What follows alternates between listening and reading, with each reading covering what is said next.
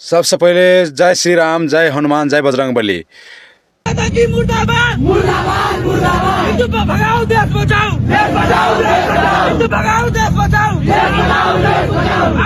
हिन्दूकै देशमा बसेर मुस्लिमहरू यस्तो नारा लगाउँछ, यो कहाँसम्मको न्याय हो? ल भन्नुहोस्। हिन्दूकै देशमा बसेर हिन्दू भगाऊ देश बचाउको नारा लागिरहेछ। आज हामी हिन्दू कहाँ छौँ? जुन किसिमले उसको मस्जिदमाथि हमला भयो, त्यो कारण के थियो?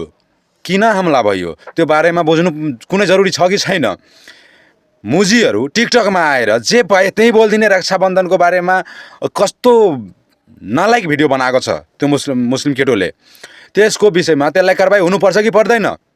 कारबाही भएन भने जुन हिन्दू युवाहरू छु नि, त्यो हिन्दू युवाहरू कारबाही गरोस् या नगरोस् पुलिस प्रशासनले, तर हामी गर्छौँ। हामी हिन्दू युवाहरू आज वीरगन्जमा जुन घटना भइरहेछ, जुन एउटा कुरान जलाइएको छ, चाहे हिन्दू युवाले जलाओस् चाहे आफैले जलाएर हिन्दू युवालाई जुन बदनाम गरिएको छ, त्यो बदनाम कदापि हामीले स्वीकार्दैनौँ।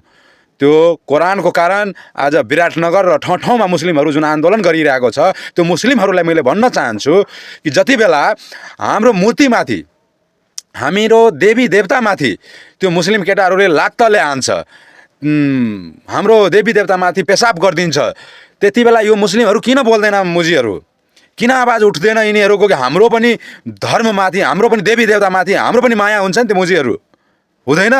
तिमीहरूको कुरान जल्यो भने, यत्रो रिस छ भने हामीलाई कत्रो रिस होला? ल भन न। हाम्रो मूर्तिमाथि तिमीहरू पेसाब गर्छौ, हाम्रो मूर्तिमाथि मुजीहरू तिमीहरू लात्ताले हान्छौ। बसेर यहाँ हिन्दूकै देशमा बसेर हिन्दूलाई भगाउने प्रयास गरिरहेछ यहाँ। ल कति आँट हो यिनीहरूको? जे पाए त्यही बोलिदिने हिन्दूको बारेमा। यिनीहरूलाई कोही रोक्नेवाला छैन। पुलिस प्रशासन पनि, यदि पुलिस प्रशासनको निकायमा कुनै सम्बन्धी कुनै कुरा गयो भने त्यहाँ के हुन्छ? निष्पक्ष जुन कुरा हुन्छ त्यसको छानबिन हुनुपर्छ। तर हाम्रो मध्य प्रदेशको जुन पुलिस प्रशासनहरू छ नि, त्यो पैसामा बिक्नेहरू छ। ठिकै छ, सबै नहोला, सबै पुलिस प्रशासन त्यस्तो छैन, सबै ठाउँको छैन। तर जुन किसिमको भिडियो बनाएको छ त्यो एकदमै गलत बनाइएको छ। त्यो टिकटक भिडियो, त्यो केटोको जुन छ त्यसलाई कारबाही हुनैपर्छ। यदि गरेन भने हामी हिन्दू युवा जुन दिन भेटायो भने नि, त्यो दिन उसको जुन तरिकाले ऊ गरेछ नि, गाली गरेछ नि, त्यसको आमाको बिच बाटोमै ल्याएर हामीहरू गर्छौँ के। ऊ त भिडियोमा मात्रै एउटा कन्टेन्ट बनाएको छ नि, हामी बिच बाटोमा खुल्लै आम उसलाई गर्छौँ। हामी त्यहाँसम्म हिम्मत गरेका छौँ हामी हिन्दू। एउटा वीरगन्जमा भएको घटना, एउटा फिलिस्तिनमा भएको घटना, मुजीहरू यहाँ नेपालमा नारा लगाउन मिल्छ? नेपालमा जे गर्न मन लाग्यो त्यही गर्ने हो? बङ्गलादेशमा के भयो?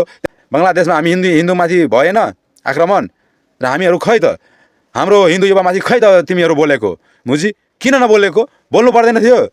त्यति बेला बोलेको भए अहिले त हामी पनि सपोर्ट गर्थ्यौँ नि। खालि मुस्लिम भनेछ, मुस्लिम भनेछ, मुस्लिमको बारेमा जे भयो हिन्दूलाई भगाइदिने मुजी यो देशबाट? तिम्रो यति औकात छ तिमीहरूको?